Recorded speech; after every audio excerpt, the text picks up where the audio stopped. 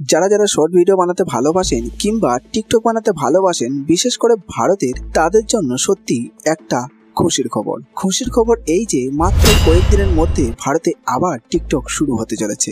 কারণ এখন চীন আর ভারতের মধ্যে ডিপ্লোম্যাটিক রিলেশন মজবুত হতে চলেছে, যার কারণে আস্তে আস্তে যেসব জিনিস ভারতে ব্যান ছিল তাকে আনব্যান করা হচ্ছে। ইতিমধ্যেই টিকটক ওয়েবসাইটটি গুগল থেকে ওপেন করা যাচ্ছে কোনো ভিপিএন ছাড়াই, আর কয়েকদিনের মধ্যে প্লে স্টোরেও দেখা যাবে টিকটক অ্যাপটি। এবার অনেকের মাথায় প্রশ্ন আসবে, আমরা কি আগের অ্যাকাউন্ট ফিরে পাবো? আর আমাদের যে পুরনো ভিডিও আপলোড করা ছিল সেগুলো কি আমরা দেখতে পাবো? এই সব প্রশ্নের উত্তর পাবেন আজকের ভিডিওতে, তাই ভিডিওটা শেষ পর্যন্ত অবশ্যই দেখুন।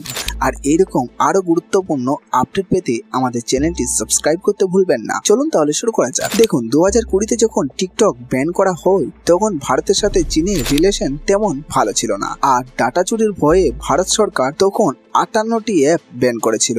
তাদের মধ্যে ছিল টিকটক, লাইকি অ্যাপ, বিগো ইত্যাদি। কিন্তু দুদিন আগে চীন, ভারত আর রাশিয়া নিজেদের মধ্যে আলোচনায় এসে এখন একে অপরের দিকে বন্ধুত্বের হাত বাড়িয়েছে, যার কারণে আপনারা এখন ভারতে টিকটককে আবার আগের মতোই দেখতে পাবেন। আর যারা আগে টিকটকে ভিডিও বানাতেন কিংবা আইডি বানানো ছিল, তারা সবাই নিজের পুরনো আইডি ফেরত পাবেন, যদি আপনার ইউজার নেম আর পাসওয়ার্ড মনে থাকে তো। আর বাকি রইল আপনার পুরনো ভিডিওর কথা, সেগুলোও ফেরত পাবেন, কিন্তু 100% ফেরত পাবেন তা বলতে পারছি না। কারণ আপনার ভিডিওতে ব্যবহার করা গান কিংবা কিছু ইফেক্ট যেগুলো আপনারা ব্যবহার করেছেন, সেগুলো কপিরাইট ইস্যুর কারণে কিংবা অন্যান্য কারণে কিছু কিছু ভিডিও ব্লক হয়ে যেতে পারে, আর কিছু কিছু ভিডিওর সাউন্ড মুট হয়ে যেতে পারে, আর কিছু ভিডিও লক থাকতে পারে।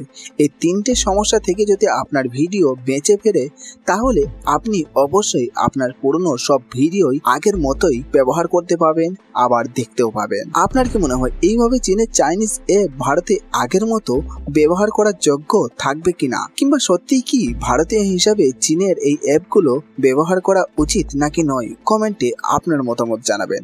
আর টিকটক বিষয়ে যদি আরো কিছু জানতে চান তাহলে কমেন্টে আপনি লিখতে পারেন, আমরা উত্তর দেওয়ার চেষ্টা করব।